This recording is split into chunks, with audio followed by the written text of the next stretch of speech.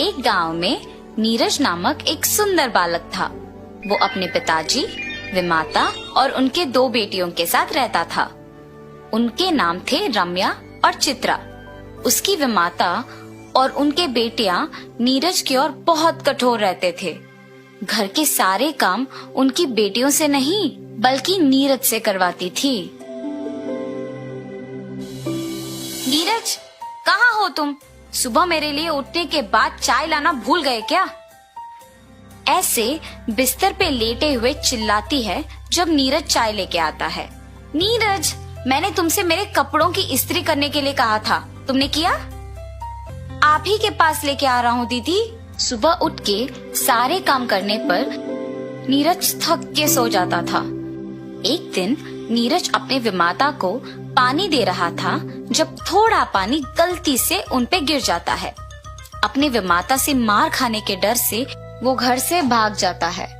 जहाँ भी जाओगे घूम फिर के तो तुम वापस घर ही आओगे, तब देखती हूँ। ऐसे वो घर से निकलकर चलते चलते बहुत दूर चला जाता है। न जाने अब मैं कहाँ हूँ। बहुत रात हो गई है, मुझे यहीं कहीं सोना होगा। ऐसे वो उसके चारों ओर देखता है। कोई भी ना होने पर घबरा जाता है। तब उसे एक बड़ा बंगला नजर आता है। वहाँ कोई होगा।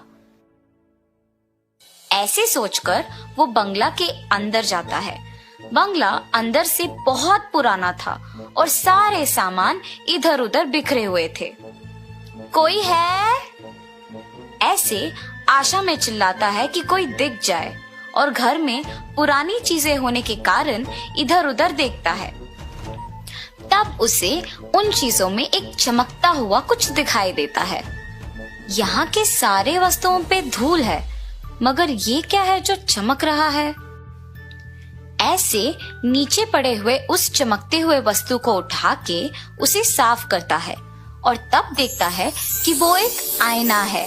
साफ करने के बाद वो ये चीज तो टूटा भी नहीं है और मेरे साफ करने पर नया दिख रहा है।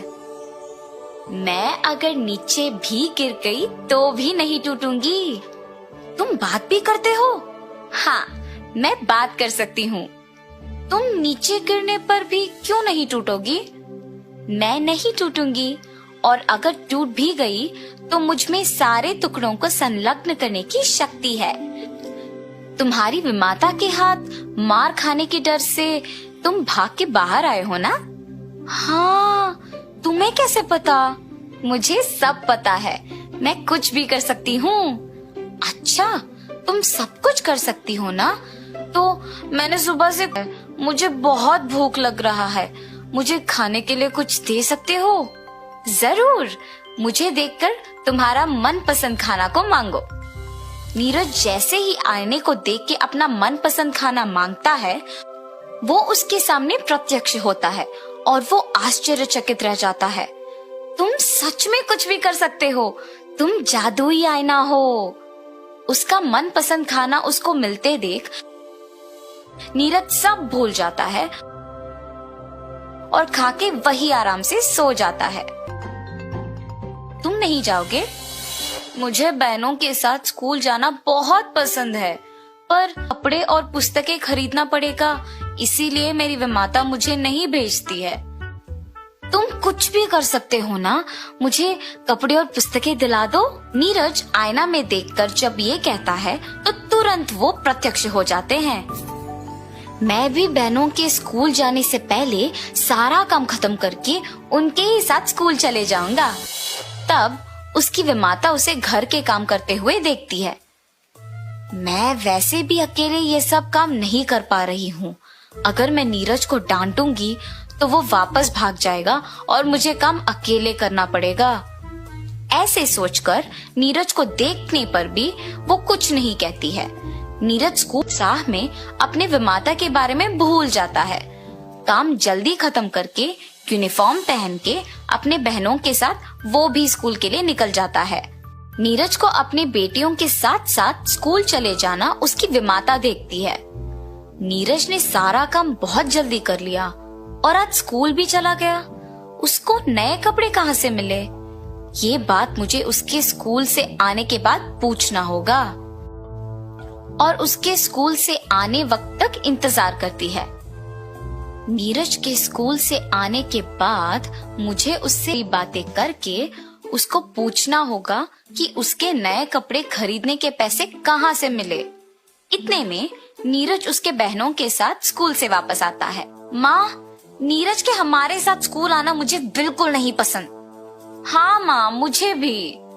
उनके माँ नीरज के नए कपड़े और पुस्तकों के बारे में जानने के लिए उन्हें चुप करवाती है।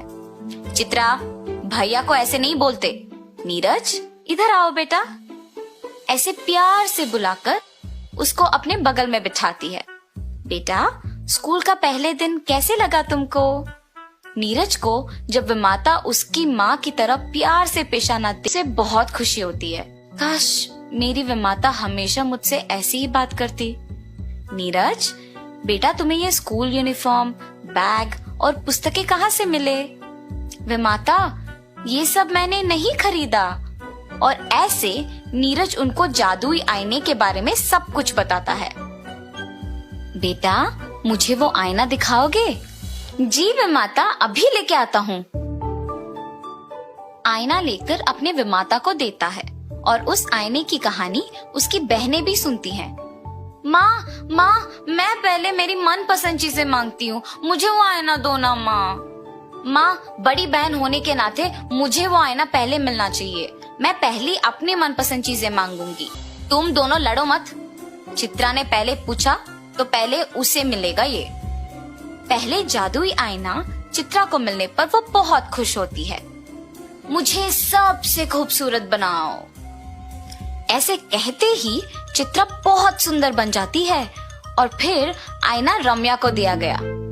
मुझे मेरी बहन से भी सुंदर बनाओ। ऐसे मांगते ही रम्या चित्रा से भी ज्यादा खूबसूरत बन जाती है, पर उससे संतुष्ट से वो आईने से और खूबसूरत बनाने के लिए मांगती है और तुरंत उसकी सारी सुंदरता खोकर वो बदसूरत बन जाती है। तब रम्या दुखी होती है, ये सोचकर कि ज्यादा खूबसूरत बनने की लालच में ऐसी स्थिति आ गई कि अपने आप को आईने में नहीं देख पा रही हूँ। रम्या को ऐसे बदसूरत देख उसकी माँ भी बहुत दुखी होती है।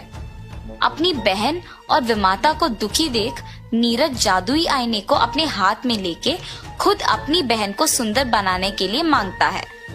तुरंत उसकी बहन खूबसूरत।